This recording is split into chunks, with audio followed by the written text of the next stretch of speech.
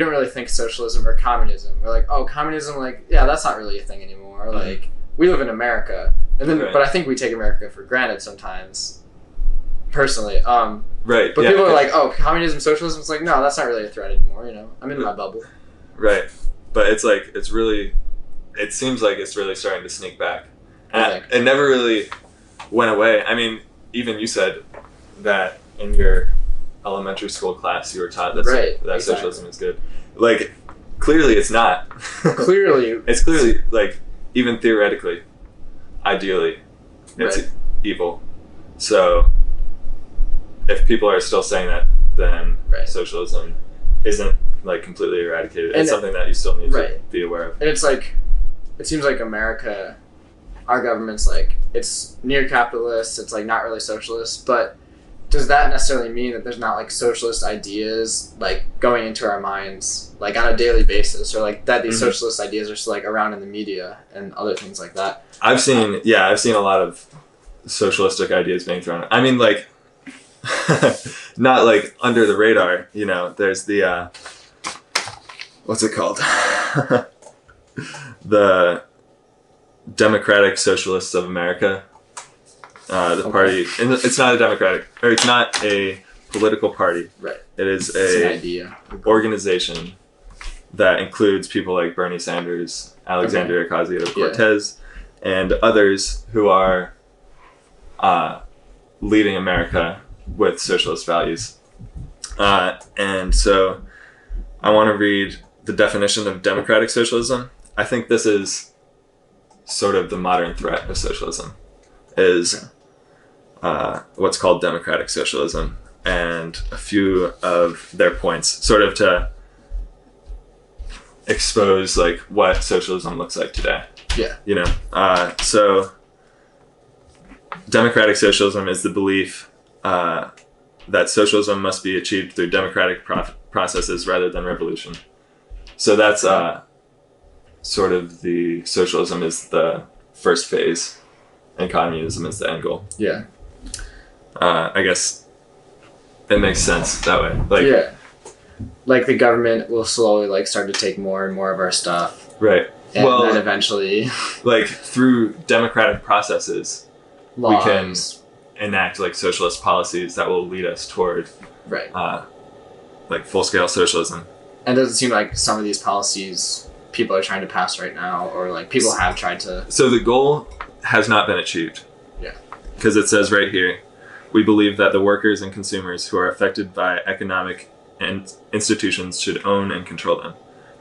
Definitely like not completely in effect, obviously. Right. But it's interesting that like that is their goal. And it's important it's important to keep that in mind, because if you disagree with that goal, then you should really watch out for people what that movement is pushing for. Yeah. You know? And you'll see that in like the steps toward that goal.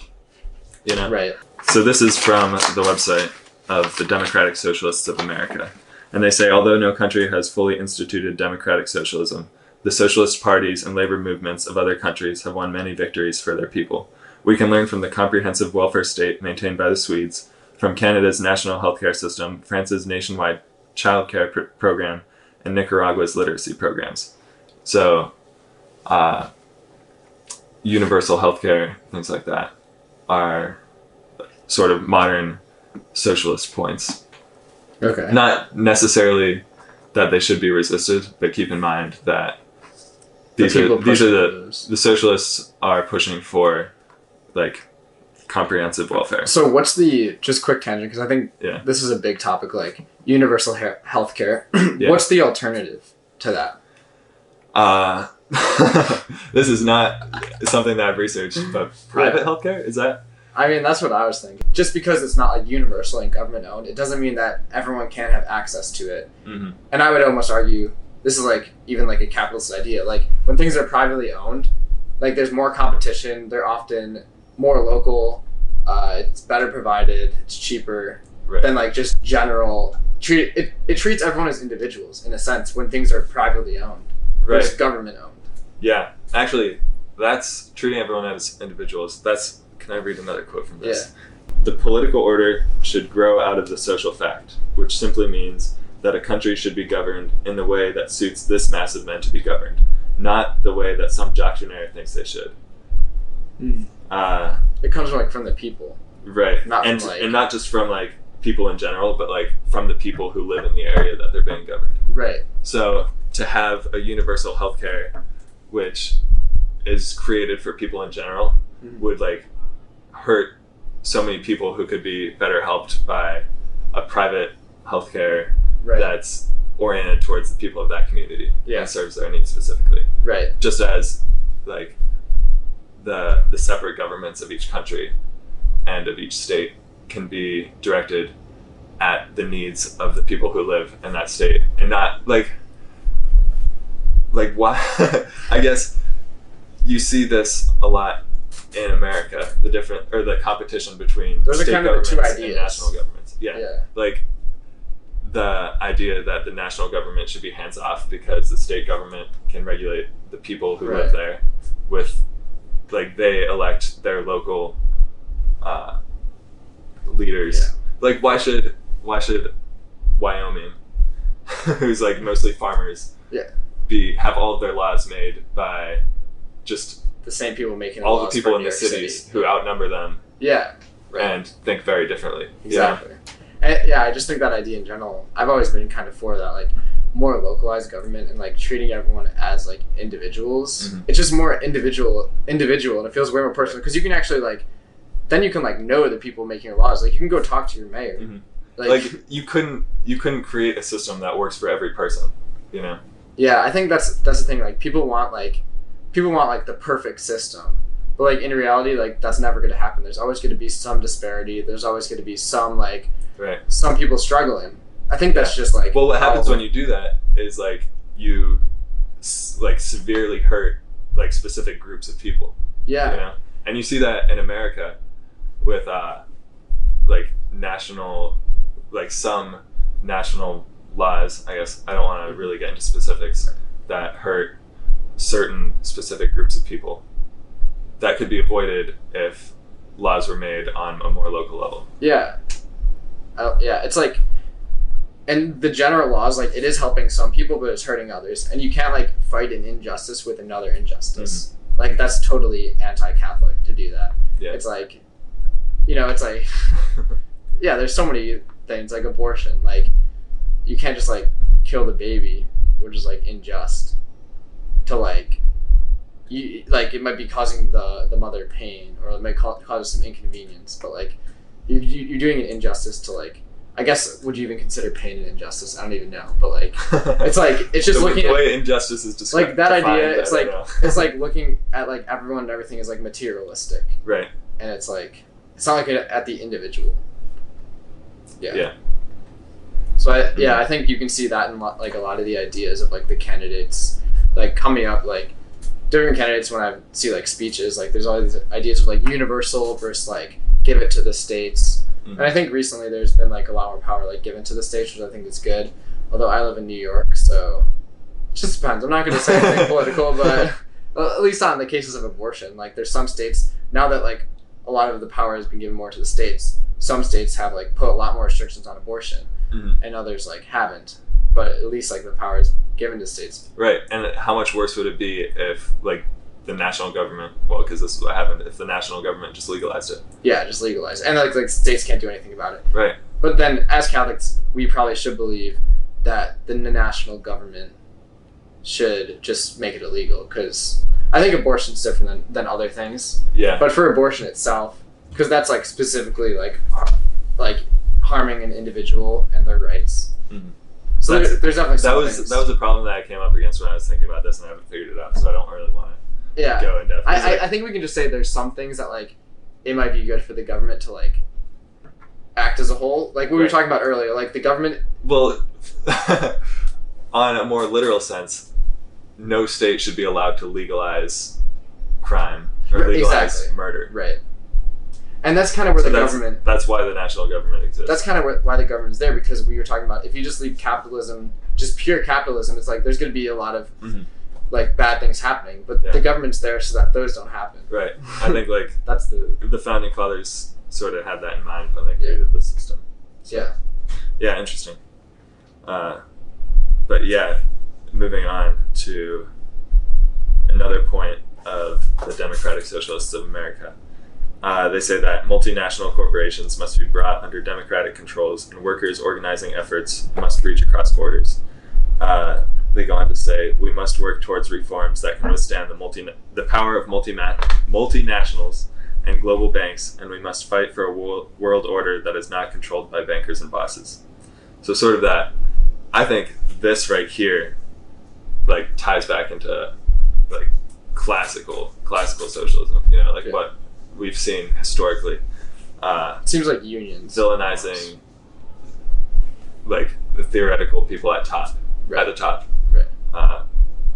Yeah, I mean, that photo I showed you from, like, Soviet Russia. Right. It was like a poster of propaganda sort of encouraging the working class to rise up against the capitalists who It's were kind depicted, of like, on top and, like, big and greedy. It shows, like the working class are, like, being oppressed, like, actively oppressed by their bosses. Mm-hmm. And that's like the kind of language that we hear all the time, and that's, like, explicitly socialist language is like the evils of, like, the people at the top, like the top 1%, multinational corporations, like corporate conglomerates. I don't know, like, you could make a list of words, like keywords to watch out for when you're listening to a socialist. And it's like the socialist, for their benefit, they're going to try to convince, like, a group or, like, a large group of people that they're being oppressed, and that they need to, would you say, not necessarily rise up, but, like, vote the right people in power or something like that. Right. Yeah. So that's where it gets to democratic socialism, is they leverage sort of this oppression, like, real or not, I guess, to, or they exploit it. Like, they're kind of using it. Yeah. And they're not actually. I would say that they don't actually necessarily want to solve. Mm-hmm. They don't want to help the people oppressed. They're using them for, like, their vote. Even if there's a real problem there. Yeah. It seems like they're exploiting the problem for their own gain, which isn't the solution to the problem, but they present it as a solution. And this is what I would say.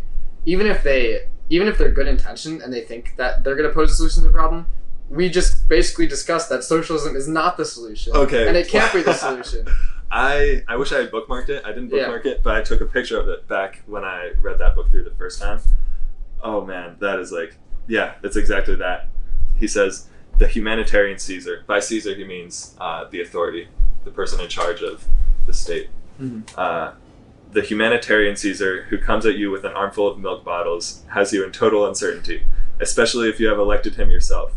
He is not evil. Milk bottles are even less evil than he. Yet he may be the most insidious threat to human personality. If his kindness involves treating men as they are not, as it almost certainly will, since he has made no study of man, then we shall be diminished by it, and may even be destroyed by it. Wait, who said that? Frank Sheed. Yeah, like, it's these politicians, and it's like, they, on the outside, they look so nice, mm-hmm. and it's like, oh, I'm so good at speaking, and, like, they may not even know, like, the implications. And they may be really nice people. Mm-hmm. Like, sure, they're really nice people, but it's like, is that, like, why we vote for them? Because they're nice people? No. Or do we vote for them because of the ideas? Like, I think that's even more dangerous. The fact that they think that they're right, the fact that they think that they're doing good, they're going to be even more, like energized to do it. And that's, like politics today is so, like, us versus them, like, good versus evil. Right. Like, this is the good guy, and that's the bad guy. And there's, like, accusations thrown both ways. But more importantly, when you realize that you're not voting for someone, like, for their moral character, like, if they have good personal morals, yet they're advocating for socialism, like, you can't support really that vote for them. because like, especially if they're part of this group, right? There's the humanitarian Caesar who's gonna destroy you, like, as well intentioned as they are. They pose a deeper threat to humanity. Right. Yeah. The more insidious threat. So that's something to keep in mind. I think. Yeah. Just this is, like, getting into, like, the very current situation, but we're not gonna get too much into it. But I can see, like, on the Black Lives Matter website, you can see they kind of advocate for, I don't know the exact quote, but they're like, we're all gonna like live in like tribal communities where we all help each other, and like they're kind of, it seems like those are very like socialist ideas where everyone's kind of gonna band together, and like they said they're gonna break down like the nuclear family and just like live in like tribes, which almost seems like, let's all like just give our stuff to like the pot and then distribute it equally. Yeah. It seems like that they're posing like a socialist solution to like disparities. Yeah, that's like there's a lot of nuances to that. I think when you talk about it, it's important to look at the specific wording. So I don't want to like completely disregard it, because like that. But I think it's definitely, well, that's like a definite, that should be, I guess, a viable option for people who want to do that. But there's absolutely no justification for like making that the standard, the goal for everyone. Right. And I think, which it's like, it's not super clear, you know, like it's fine if the people in that movement like want to enter into that themselves. That's sort of like the Acts of the Apostles. And the Acts of the Apostles. But being in sort of this American society gives you the freedom to enter that. And it's that freedom, I think, that's worth preserving. So it's like that necessarily isn't, it shouldn't be a political movement. Like that should just be like an individual choice. Right. Versus like, I think that specific point is one of the least problematic points that they have. Really? Yeah. Just because, let's see. So I watched an interview between Matt Fradd and Trent Horn talking about this topic specifically. And actually they talked about that specific line from the Black Lives Matter website and broke it down in completion. So like, there's no point re-speaking or like repeating what they said, because I think they found just like, go watch that video. Go watch that video, because like they figured it out. But the breakdown of the nuclear family isn't necessarily anti-Christian. Because if you don't have an actual family. Well, if they're talking about sort of like living together in a community, a tribal community, right. You know, like living with extended family. Because like, yeah, that's true. Like the isolation of the nuclear family like isn't good. Yeah. And living with a broader community of like family that's not nuclear family is like good for like people in development, like interdependence and like yeah. So that's not objectively bad. Right. They found a problem that I didn't even notice the first time I read it, was that they said to support mothers, parents, and whatever, but they like almost deliberately left out fathers, which seems to be problematic. So that was the problem that they found with it. Yeah. But no, that's interesting. And then there's lots of other, you're right, that sounds the most socialist. There's a lot of like nuances, I think, today that we can see, like especially like with this movement. There's probably, it seems like at some points it's like being hijacked by some of these ideas of like the fact that there's like a group being oppressed, and like the solution is to vote people in. And we're not saying that there's not a group being oppressed. Right. We're just saying like the solution is not socialism, which some of these people would be saying that it is. Right. Yeah, that's very, very, very modern or relevant to today topic is like opposing the movement for what it's pushing for, and not like, and trying not to invalidate like the problem, because whether or not there is a problem, like socialism is gonna hurt. Yeah. You know, like even if it did solve the apparent problem, it's still it's like, well, even what it seems like they're pushing for, and what they're saying the problem is. They're saying like, this is the problem, and this is how we want to fix it. And to say how you want to fix it, like, I don't think that would work. Yeah. Like, shouldn't be saying that that's not a problem. Exactly. Exactly. So maybe it's not articulated well enough, but I don't think it is. But I think there's a lot of people, I think just about everyone is open to hearing the problem, you know? just about every American is willing to like work toward a solution. Yeah. We just disagree deeply on what the solution is. Yeah. So. Or I think some people just like don't care. Like a lot of people probably like just don't care.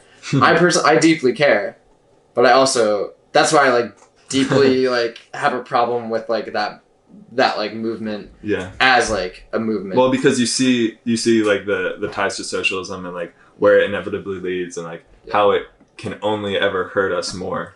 Yeah. So I've had a lot of conversations about this, and I think as Catholics it can be hard to see how like you can have a problem with like a group that is trying to like end injustices, but I think it's important to look at how like what solutions does this group pose to ending the injustice, and there can always be a different solution that like you can pose and that other people are posing, because like you said, I think most Americans want to end injustice in general. Yeah. Yeah. So let's see. I don't know if you want to end with this quote from Pope Leo XIII that sort of sums it up. And this, when I read this, it could have been written yesterday.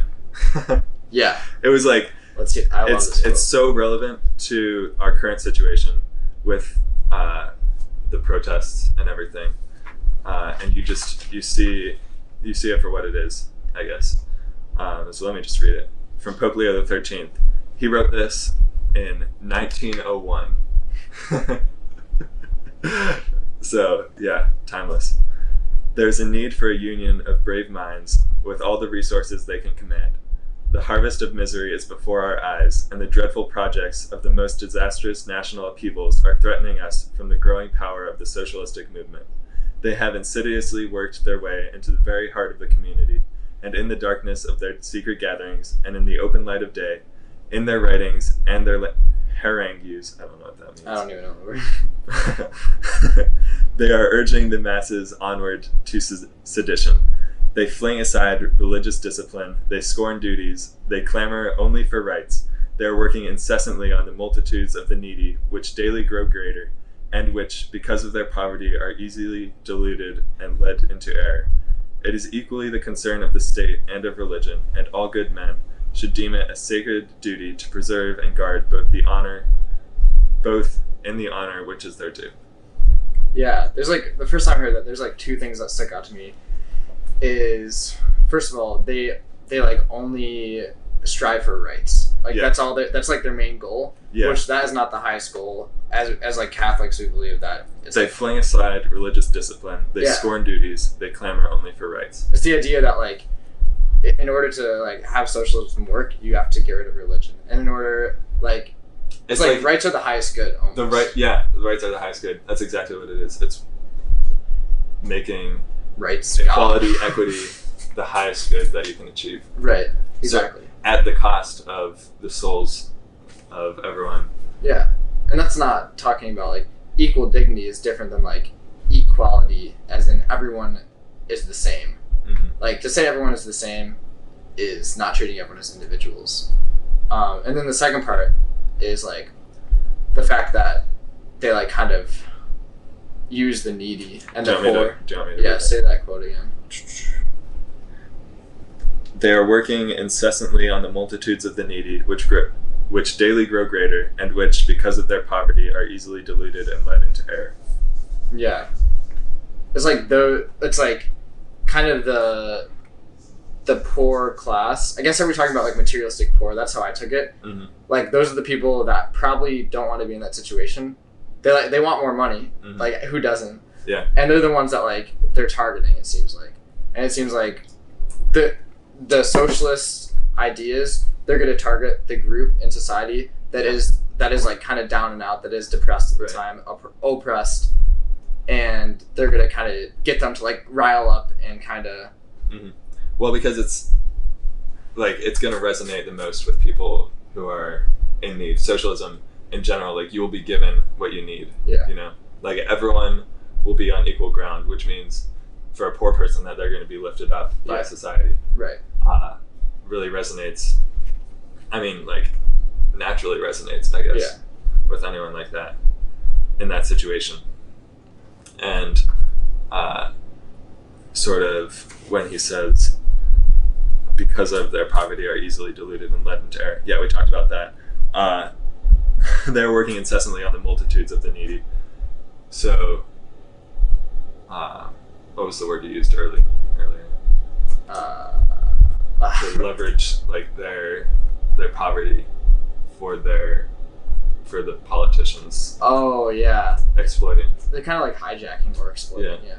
Like exploitation of the poor as like an army of voices. Right. For this thing that they're posing as the solution, which really isn't. Yeah. And I think it's important just as Catholics to say we should strive for a solution to like help people and to help the poor. And the solution should not be socialism. Let's just say, like, right. The solution is like individual action. I think what it comes down to, and that's what America right now, like the society we live in, it allows, because we're free, it allows for individual action and individual love. Which through those, that's how you reach holiness, and that's how like other people, when they receive like individual action love, like they become holier because they're like, wow, like people care about me. Instead of like, when the government cares about you, it's like, I don't care. Like, you're not going to be like overwhelmed. You're not going to feel God's love because the government gives you a handout. Like it's like expected. It's expected. Yeah. Mm. I think that about sums it up. What do you think? I don't know what the solution is, but I know it's not socialism. So. I think that's basically our conclusion. We don't know what the solution is, but I think like the politicians and the people that are like in charge, I think I'm gonna wait till they come up with a better solution, and then once I hear it, I'll be like, yeah, that's what we need. Or once I hear like those ideas, it's like, all right, I'm gonna vote for these certain people. And in the end, I don't think it's a political solution. There's no political solution to sin, which a lot of like the root cause of injustice is sin. And that, I think we need God for that. We need prayer, and to claim that there's a political solution to it is just. This is like the point. The whole problem we're facing today, like, really isn't a political problem. But they're making it one. It's made into a political problem, but like there's no political solution to sin, you know? Right. Like the goal can't be to eradicate sin, because again, that's like ignoring what man is. Right. You know? Right. And that's not even like the government's job either. Right? Yeah. Awesome.